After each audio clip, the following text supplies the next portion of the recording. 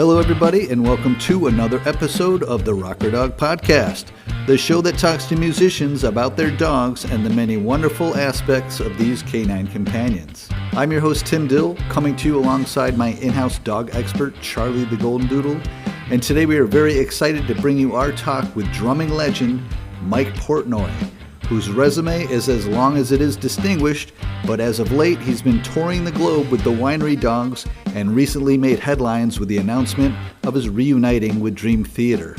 I caught him on a rare moment off the road, and this is his bone-collecting rocker dog.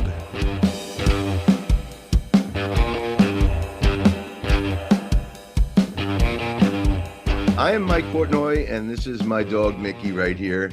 He's a 13-and-a-half-year-old Morkie, which is a Maltese and a Yorkie. Okay. And he is my best friend and my constant companion.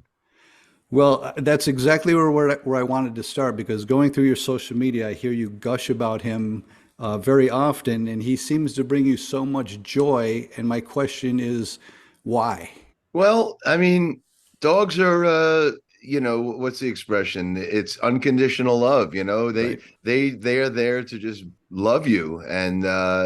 And Mickey is just like, no matter how good or bad of a day I've had, he's always here. And he just always puts a smile on my face. I could be in the worst mood, have had the worst day, have gotten the worst news. And if he comes and sits next to me, it absolutely 1000% of the time will make me smile and cheer me up.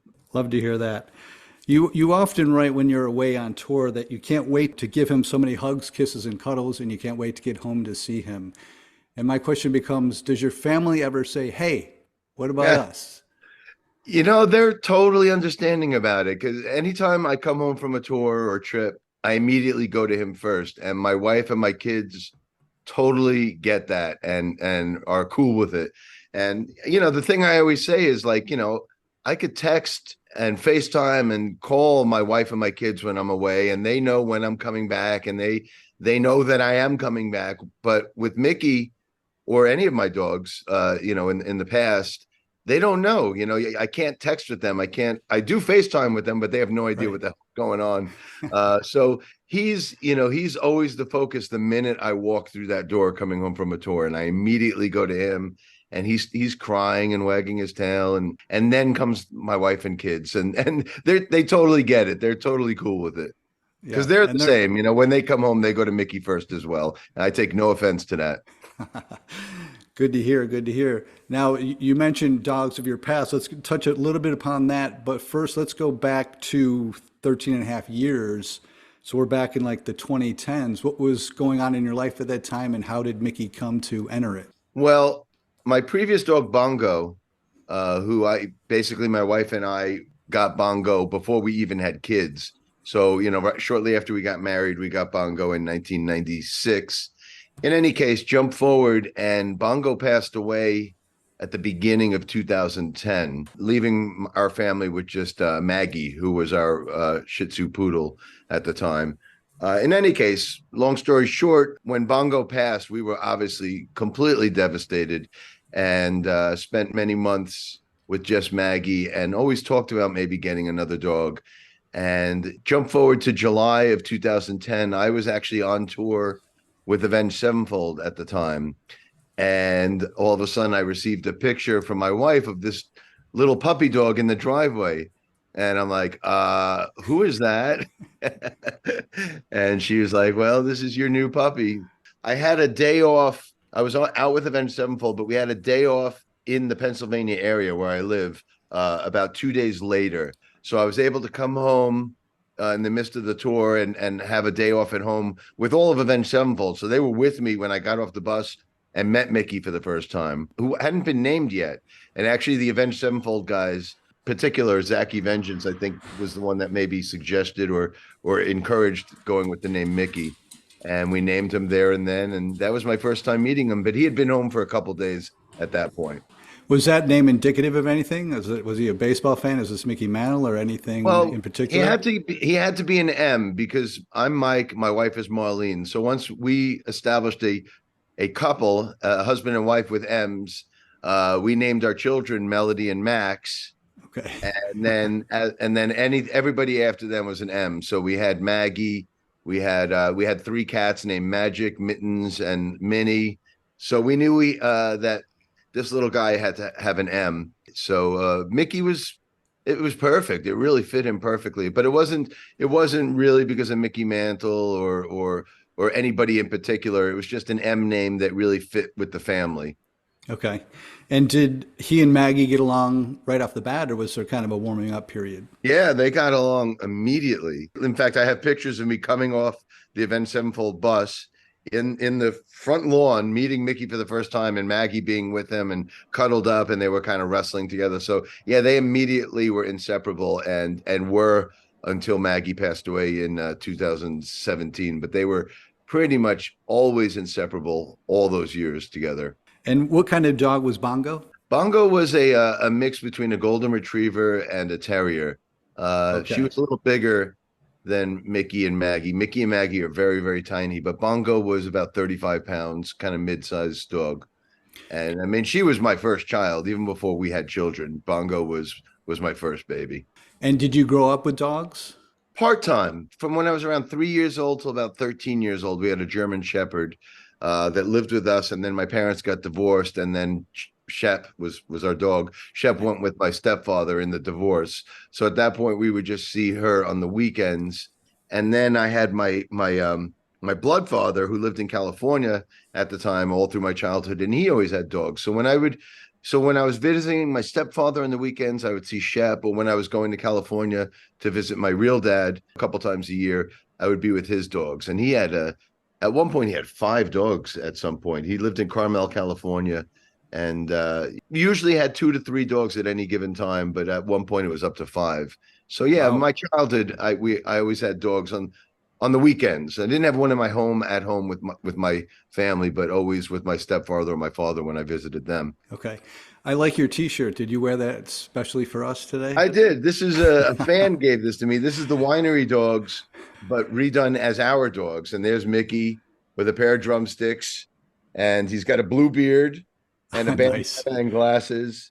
So a Love fan it. made this. Mickey dressed up as me, and then this was Richie's dog, Cheech at the time, who's passed away. But that's Cheech playing guitar, and then Billy envisioned as a dog. Although he doesn't have dogs, he has a cat. So there's a cat over his shoulder. That's But funny. That's great. yeah. Love it. Yeah, I noticed Richie just got a new dog, Rusty. Exactly. Yeah. Yeah, he looks like a cute dog. Well, speaking of the whole rock and roll world, I like to kind of, go through Mickey's rocker dog credentials. Hmm. So the first one is, has he, and I know the answer, but let's talk about it. Has he been on tour and he's been to gigs? Now, I know from social media, he's actually been on stage with you, I think, with the Sons of Apollo. Like, Exactly. tell Yeah. me a little bit about these experiences. Well, he's grew up touring because, like I told you, when I got him, I was on tour with Avenged Sevenfold in the summer of 2010. But a few weeks after that, the whole family joined me on tour for a few days, and that included both dogs. So Mickey was literally on a tour bus touring, within a month or so of coming home. So That's awesome. he got very used to it. We would call the bus would roll up to the house, and we would call it the little house, or the big bus, and he'd get on there and immediately knew how to jump from bunk to bunk, and knew who was sleeping in which bunk, and then go to the venues and immediately, like, find a couch in the dressing room to chill out on. Or so yeah, he grew up literally on the road within the first month of coming home to us. That's great. He's a natural. Now, Yeah. has he made it on record or video anywhere? He's in a bunch of videos during the pandemic when we were in lockdown. I did a lot of kind of homemade videos and collaborations and stuff. So he made it into almost all of those because we were in lockdown and I was home with him the whole time. But Yeah. there's a video of me playing a Ramon song, "We're a Happy Family," with me playing every instrument, and Mickey's in that, as well as all the cats as well. And then there's another one with me and my daughter doing a Jellyfish cover called "I Want to Stay Home," Yeah. with a Great couple of guys song. from Jellyfish, and he's in that as well. But my first dog, Bongo, he's in the photo on the back cover of Transatlantic's first album.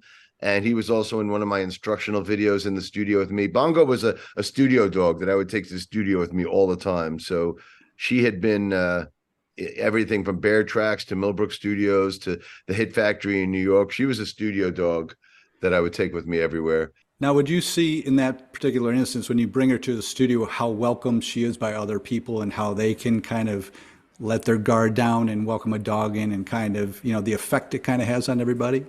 Yeah, all of my dogs, I mean, Bongo, Maggie, and Mickey, all three of them were very, very strong people dogs. They Yeah. loved people, got along with people. They never were snappy or mean. They got along really, really well. So anytime I would take any of them into the studio, 9 out of 10 people would immediately flock to them and pet them and hold them and hug them. Every once in a while, you find somebody that's not a dog person, and then I realized they're not a mic person either. If you're not a dog person, you're no friend of mine. I've heard that before, actually. That's so funny. Yeah. Has Mickey been to a meet and greet? Of course, he goes with me everywhere. So when I'm doing a meet and greet, he's there with me. If I'm doing an interview, he's there with me. He sits by my side all the time. He's kind of inseparable with me when we're together. Well, like your T-shirt, I've seen, fans do fan art, so it's safe to assume that he kind of does have his own groupies, so to speak.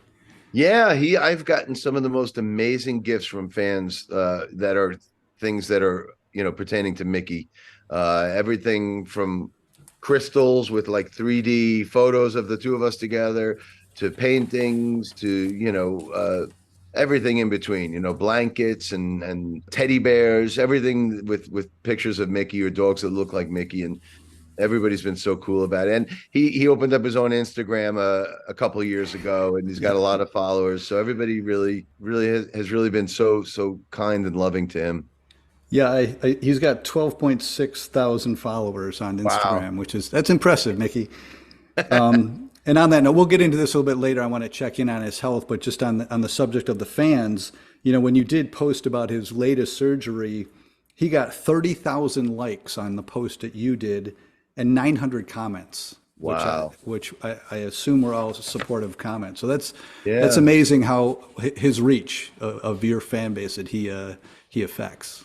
Well, I mean, everybody's got soft spots for animals, and when something like that comes out, if you're dealing with a health issue or something with one of your pets, people come out and really get very, very supportive over that. And I'm the same. If I see a fellow musician or somebody that is struggling with something with one of their pets with a health issue, I mean, I can relate and have so much sympathy and empathy for something like that. I realize how incredibly devastating going through that is, and especially a loss. If you see somebody Yeah. losing a pet, or it's so devastating that I could absolutely 1,000% relate to that pain. It's the worst pain I've ever been through is losing some of my previous dogs. Yeah, it's heartbreaking. I know a recent guest actually just had to put his dog down. But back to these quote unquote credentials. I know, and correct me if I'm wrong with these, but you currently endorse by Tama, Remo, and Sabian Yeah, and Promark. and Promark sticks. Who would Mickey be endorsed by? What are his favorite products? Well, BarkBox, he gets a BarkBox every month, and that's his absolute favorite time of the month. And the postman usually leaves the BarkBox outside the front door, and Mickey goes through his doggy door and discovers it on his own. So if we hear crazed, insane barking coming from outside the door, we know that the latest BarkBox has arrived, and we bring it in, and he attacks it and opens it up on his own. So that's his all-time favorite is getting a BarkBox every month. I mean, I saw one of those videos. It was very funny the way he really goes at it. Yeah. Last on the Rocker Dog credentials, this goes back to you, but obviously I see you've got a lot of tattoos, and you do have two on your left calf that I've seen in photos. Who's on your left calf? There's actually Okay, three. there's three. Two of them are noticeable from the side, and then one is from behind. So this is Bongo and Maggie. I Okay. got these done before Mickey was born, and these Cool. were done by Kat Von D Oh wow, out in LA, and she's awesome. just obviously such a tremendous portrait artist. So I wanted her to do them. And then once I had Mickey, I added Mickey around back. So Oh, that's Mickey great. is the third one here and around back, and Kat Von D did that as well. So Yeah, all three portraits were done by her, and they're with me all the time. This That's way, awesome. no matter where I am in the world, I look down and they're always with me. That's great. Those are really cool, very cool. And like I said, I tried to see what you had on. You got to give us all your fans and all of Mickey's fans a good close up shot of those Yeah, for your Instagrams sooner or yeah, later. absolutely. Another post I saw, and we touched upon this already. You mentioned coming home, how excited he is. What's the longest you've been separated? I generally am never on tour for more than 6 to 8 weeks. So that's pretty much the maximum. But through the years of being in a lot of different bands, there's been a lot of cases where, I'll be gone 6 to 8 weeks, and then immediately jump onto another tour, then another tour. But I would say the hardest period of separation we ever had was October, November 22, mainly because my wife was on tour with me as well, because my wife was opening for me on this 6 week tour. Normally, Mickey's whole entire life, if I'm away on tour, my wife is always home with him. So Hmm. he's gotten very used to me coming and going, and he knows I'm always coming back. But this particular tour, I was out with John Petrucci, and my wife's band Mean Streak was opening for us on the whole tour. And it was a 6 week tour with an additional week of rehearsals beforehand. So that was almost a 2 month window where both myself and my wife were gone. And that was devastating. That was really difficult for us because, like I said, he's used to me coming and going, but he's not used to Marlene not being home with him. So our daughter moved back home for those 2 months to stay home with him, and she babysat him. But it was it was tough, really, really tough. That homecoming when we finally saw him was one of the greatest moments ever. I think is that the video? It looks like you're in a lobby when Exactly. he comes Yeah. running in. Yeah. Okay. Yeah. Yeah, that was Exactly. great.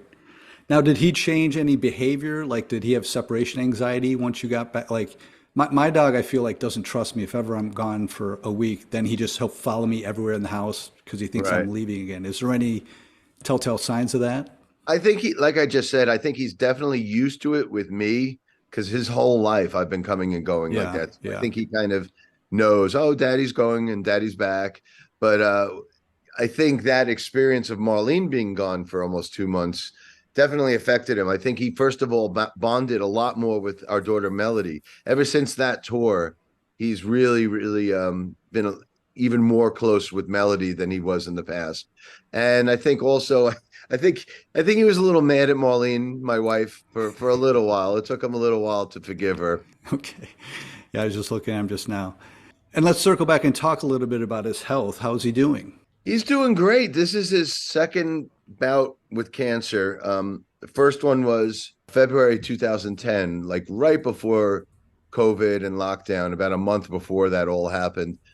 He was diagnosed with some cancerous tumors that we had to have removed. We were absolutely devastated, but it worked out okay that all my tours got canceled shortly after. So All right. while he was dealing with his first round of dealing with cancer and all that, I actually was able to be home with him because all the tours were canceled because of COVID at that time. And he pulled through that like a champ. He got through and everything was fine. And now, a few months ago, we found a few more tumors. So this is our latest ordeal that we're dealing with him. But so far, so good. Knock on wood. He's dealing with it like a champ. He had his surgery while I was away on tour, which was really, really hard to go through because he's 13 and a half, and he's really super small. So even just being put down for the anesthesia for the surgery itself, Right. we were a nervous wreck that would he come out of it.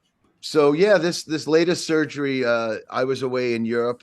It was this past October, just about a month ago or so, and they got all the tumors out, but he had one on his lower eyelid, which was really scary because for that to be removed, it's such a delicate area, and he had to wear a cone for a few weeks and stuff so he wouldn't paw at it. But knock on wood, he's doing great. Apparently, all the cancer is gone. What's the expression? They found clean margins on everything. Yep. So, Yep. and he started chemotherapy, but it's not a radiation form of chemotherapy. It's like a daily pill that he has to take. Okay. So, and it's been over a month now. He hasn't shown any side effects. He's been great. So, he's kicking ass and doing great right now. Well, Thank good. Good God. to hear. Good to hear. We'll continue to have him in our thoughts. Yeah, thank you.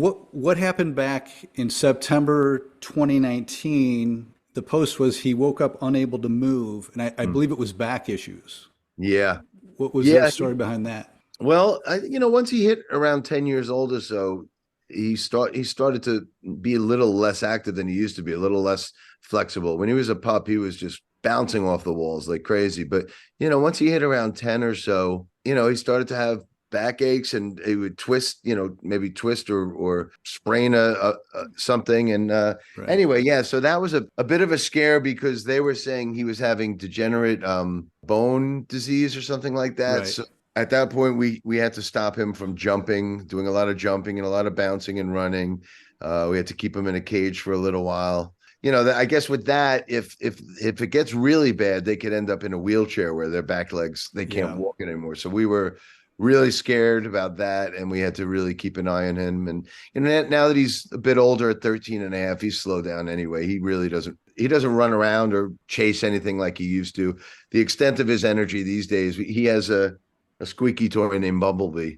And he and I will play with Bumblebee every night before bedtime. And he goes crazy digging and trying to find them and bury them. And, we do that every night for about 15, 20 minutes before bedtime. And that's all the activity he pretty much has these days. Does he sleep in bed with you? Oh my God, yes. Okay. He does everything with us. I mean, Yeah. literally goes to the bathroom with us.